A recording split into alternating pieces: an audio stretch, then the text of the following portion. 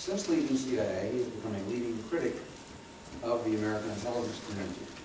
That's an understatement. He is the author and co-author of 5 books on international relations, including The Wars of Edward Shevardnadze, The Famine Defense, America's Pursuit, The Star Wars Illusion, and a book that is forthcoming, I guess, not yet published, Bush League Diplomacy, How the Neoconservatives, Bush League Diplomacy, How the Neoconservatives Are Putting the World at Risk.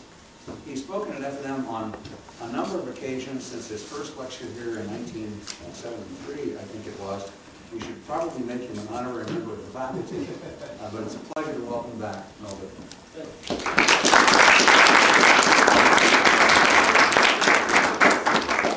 Thank you very much, Bob, for that introduction. Bob and I actually go back to 1972 when we first met, so it's a real pleasure to come back and to be here under your stewardship and try to continue the pattern of controversy without causing too much embarrassment.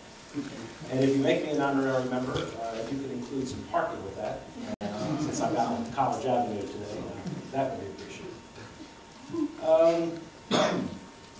I guess when I have talked about the CIA in the last few years, I have been introduced as the contrarian view, which I don't understand, because to me, what I'm about to give you is the conventional wisdom.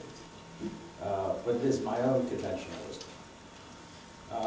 And I think in starting with the CIA, and now we're in, this is the 60th year, when we go back to the National Security Act of 1947, and work up to the present. I mean, here is an agency that has existed in a world of controversy.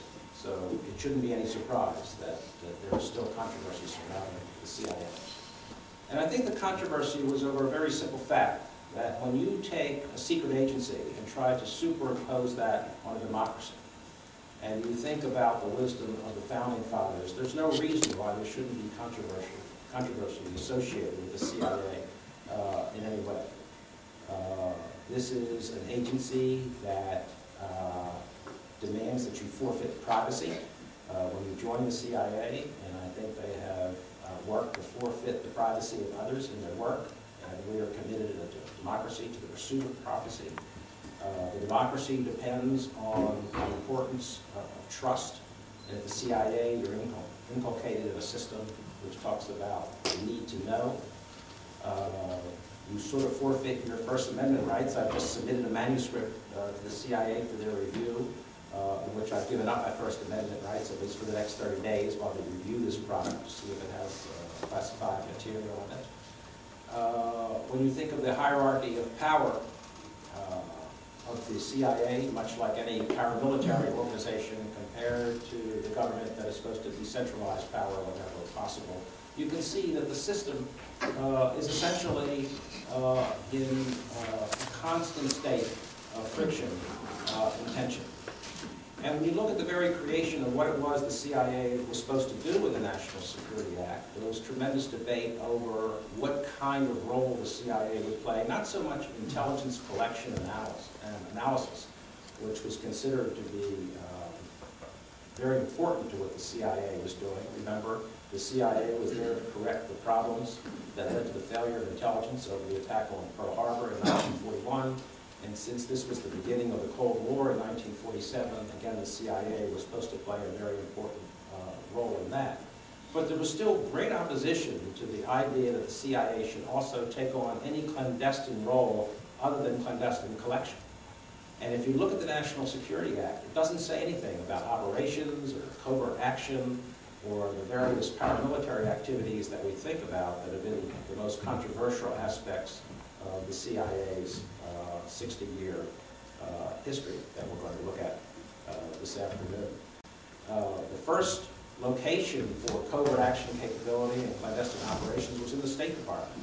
And it was George Kennan, the father of containment, who was pushing for a covert action role for the State Department in peacetime. He wanted to go to the Defense Department in wartime. And ultimately it was Kennan who believed, as the Cold War was playing out, that the CIA should indeed have this role.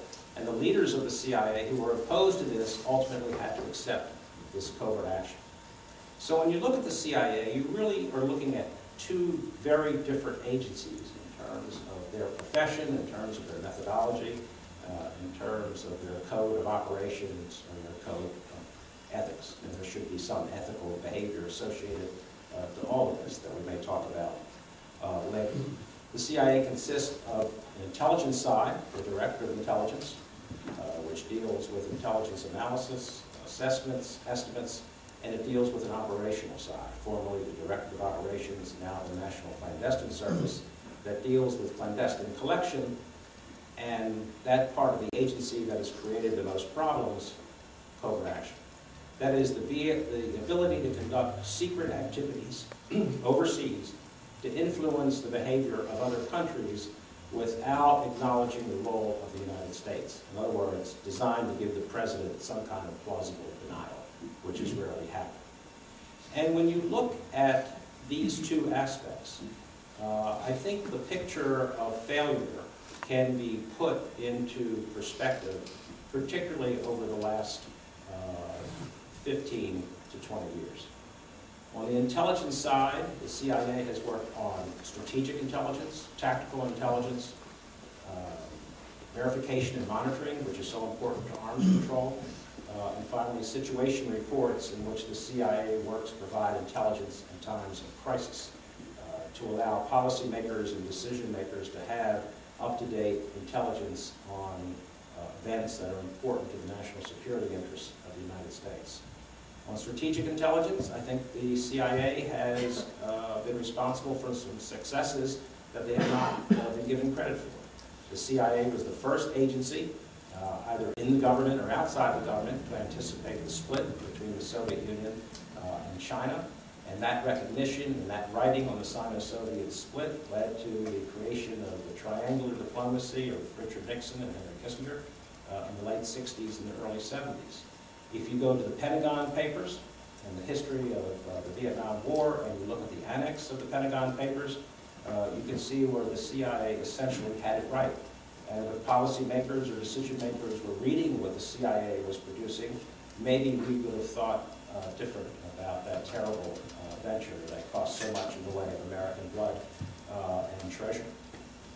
If you look at the Middle East generally, the CIA, I think, gave proper warning to presidents who did such things as Ronald Reagan in introducing Marines into Lebanon in 1982, and the terrible results of that decision.